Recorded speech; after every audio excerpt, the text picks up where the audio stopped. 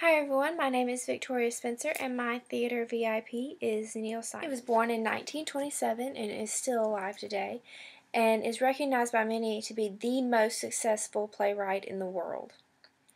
As many playwrights have been, he was greatly influenced by his childhood. He grew up in the Depression in a poor Jewish community in New York.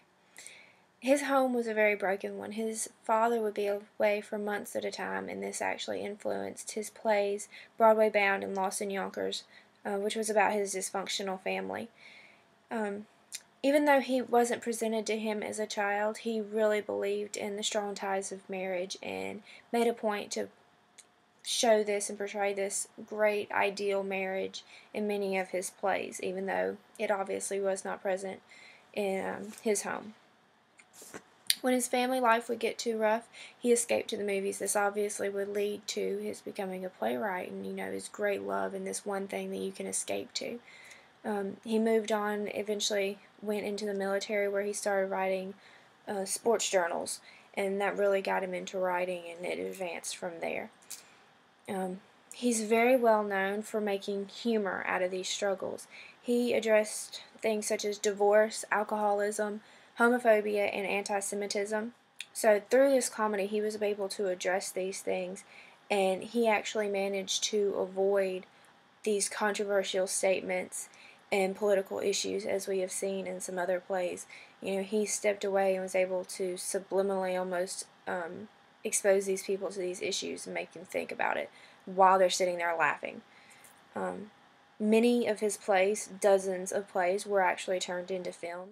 Something I found really interesting about Neil Simon was that he wrote all of his own screenplays. He actually felt like he had something important to say and that there was great value in what he had to say, and that therefore he refused to become second-class citizen on the set of one of his own plays that was being turned into a movie. So, as most screenwriters would be kicked off set and the director would take over, no, he sat right there and he made sure it was done the way he wanted it to be and the way that he envisioned it. Neil Simon was dismissed by a lot of his critics. He's actually considered to be the most undervalued playwright there is. They dismissed him because they felt like his endings were too happy. They said he was great, commercial humor, it was great, but, the really good playwrights wrote serious drama, and that's just not what he did. These other playwrights were presenting these issues such as the divorce and the homophobia and these really serious, dramatic plays, and he found a way to do this through comedy, and they just weren't ready for that, apparently. So, he actually is dismissed and undervalued as he was, even though he was so very successful and they didn't want to admit it. He has been nominated for more Tony and Academy Awards than any other writer, which is amazing. He won the award for the best playwright for The Odd Couple that was written in 1965. This one was so successful that it was turned into a television series, and I'm sure many people have at least seen the very old reruns. I've seen a few, maybe.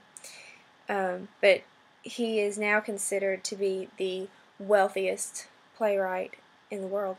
And he did gain some acknowledgement after he won the Pulitzer Prize. You can't really avoid anybody once they won a Pulitzer. So from that point on, he got just a smidge more credit. And this has been my brief overview of the great theater VIP Neil Simon. I hope you've enjoyed and learned a little something to take on.